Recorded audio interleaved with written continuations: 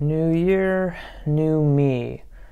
New goals, which means only doing product reviews for the entire month of January.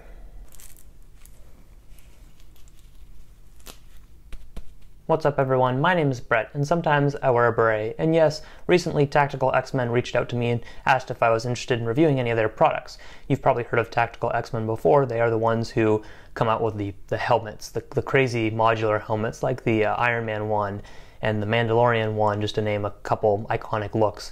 And I've tried on a couple of those before, and they're cool. They really are cool, but they don't fit my head so well. So there's really no reason for me to even want one. But there are some things on their website that are actually very appealing. And there's some things that I've thought about for a while about getting for games. So what they sent me, a leg holster and a mesh face visor. Or should we call them by their appropriate names? Battlefield Airsoft Half Face Mask Steel Mesh Mask for Hunting Paintball Shooting. No Nerf in that one, but sure. And the Tornado Waterproof Tactical Leg Holster, which only makes me wonder if the Koosh Tornado will fit in this one.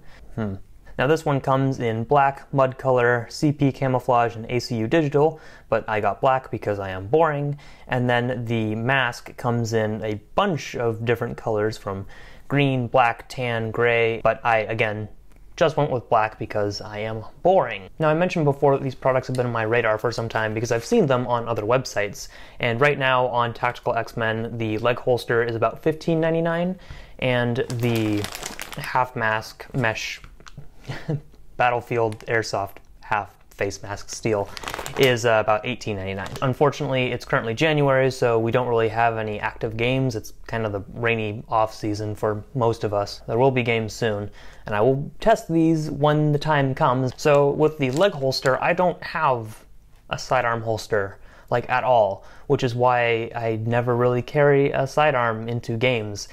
For competitive stuff, I try to run as light as possible. But in other games, since I don't really have anywhere else to carry things, the goal of this is to then allow me to carry something else. Might be good for HVZ as well. I guess if this can fit my hammer shot, then it is probably going to get a pass from me. But what this does have, and this should be a very familiar design if you've ever had a leg holster before. It's got the two straps that go around your leg on the side, or on your thigh, I'm sorry. They're adjustable, and this feels pretty durable. The piece right here next to the buckle is elastic, but it feels pretty sturdy. And you can open it up and actually remove it as well. The other important piece, the top part has the belt connection loop, which you can have this connected to your belt and then detach the whole unit. But this will also keep it from sliding down on you, which I haven't had anything like this before, which is why I felt it was necessary to have this kind of style. But this can also Velcro off. There's also a piece at the top here that would snap the top part of your sidearm into place. It's relatively easy to snap off, and the entire latch can come off as well. And then, of course, you can open this up and adjust for the different size of sidearms or things that you might want to put into this. So you can make it really, really tiny, or you could give it some more room. Like, I don't know if a sledge fire would fit in here. Maybe. Nope. It would be close. And then you can also, with this piece at the bottom, attach it and make just a little bit of a stopper at the bottom so that if you do have something you're worried about sliding out, this will catch it, this little Velcro piece. So that's nice. There's also a little pocket here on the side, which I guess you could store a really thin flashlight. I'm not exactly sure what this pocket is for, but it is there. And the mask came in this little bag, which says Tactical Gear. Wonderful outdoor experience. If you say so. And the nice thing about this one, well, I'm gonna say it's nice, is that it's not all mesh, just the front and then the two ear covers on the side. I'll say that it's nice to have ear protection. Now, all of the variants and colors have ear protection. The two places I love getting hit the most by stray darts: the lip and the ears. Always fun to take a stray dart right to the earlobe. Love it. Almost as much as it is to feel your fat lip later in the day if you take an FVJ on a cold day. This back piece right here has 4 different adjustable straps, so you can make it out to about this big, or you could bring it in a little bit. So I'm led to believe this could fit a variety of different heads. I know it'll fit mine. I can't say if it's going to fit much larger than this. I mean, this should fit a child then. I can't imagine you having much smaller of a head than this. I could be proven wrong. Maybe your baby's head won't fit in here. But if your baby is using this, I have questions and I don't want to know the answer. So since it's easy, let's test this one first. All right, so I've adjusted it a little bit and I feel like this is comfortable enough. I notice it is moving a bit when I talk, so will move it maybe more than I want it to, but that is just right now. But it's staying on my face just fine, and I can feel it's perfectly around my pointy ears, so I'm not concerned about those getting hit, which is a plus. Now the all-important step of, will it fit the beret on top? Oh, it will.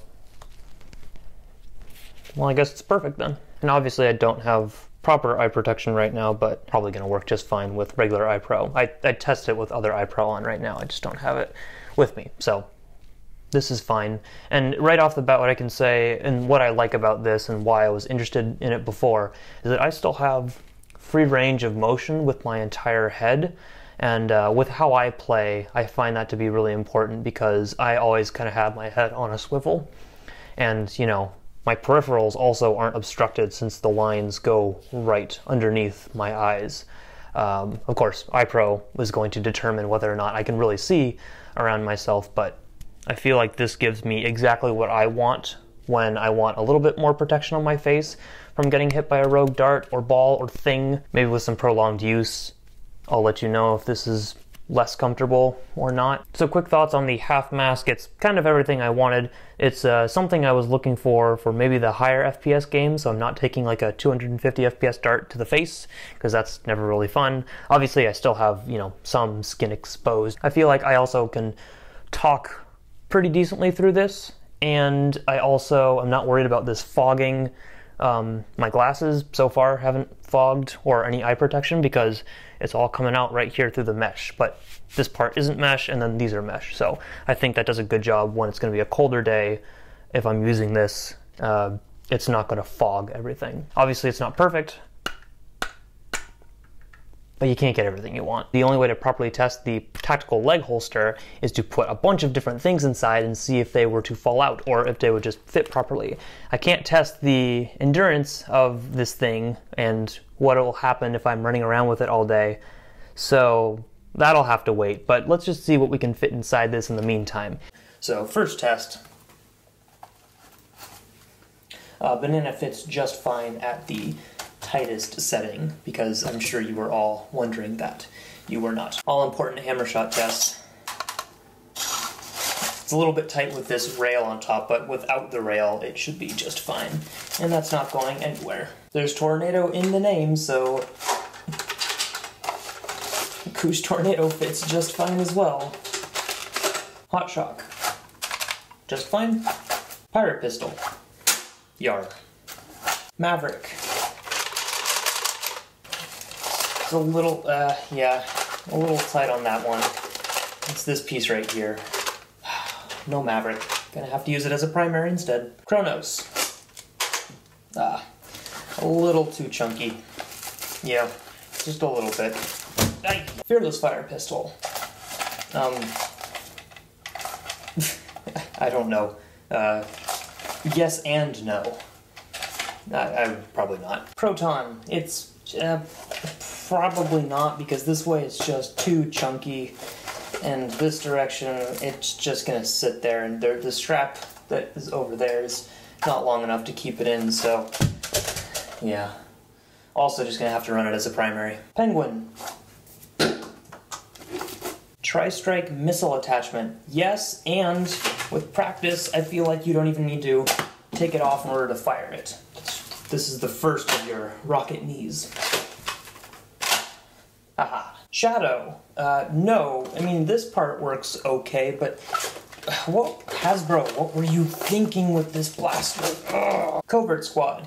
Yes, and if you happen to prime it before, and you have a dart in there, this sits just perfectly enough that you can also just keep it on your holster the entire time and use it as a final shot. I mean, if you're into that stuff. Tech target. Absolutely. Chainsaw. Yes. Umco M6. Probably want to remove this piece, but I feel like it has the potential once you do that. Modulus barrels. Sure. Grenade. Yes, and this is the part where you actually want to have that piece at the bottom used, because that way it won't fall on your foot and then go off. Oh, and probably keep the pin in until you're ready to use it. But it will keep it closed in here, which is nice. Nerf ball. It does it all. And of course can fit a spare beret if that is your thing. So those are my initial thoughts on the half face mask and the tactical leg holster. If you're interested in these, I'll include a link to them in the description box below on TacticalXmen. Like I said, I want to do some more testing with these, of course, because they need to show that they can perform in the field. I still think these are decent products as they are because I've seen other people use them, and that's why I've been curious to pick them up for so long. So in the meantime, if you do have any questions about these, be sure to leave them in the comments below and I'll try to answer them.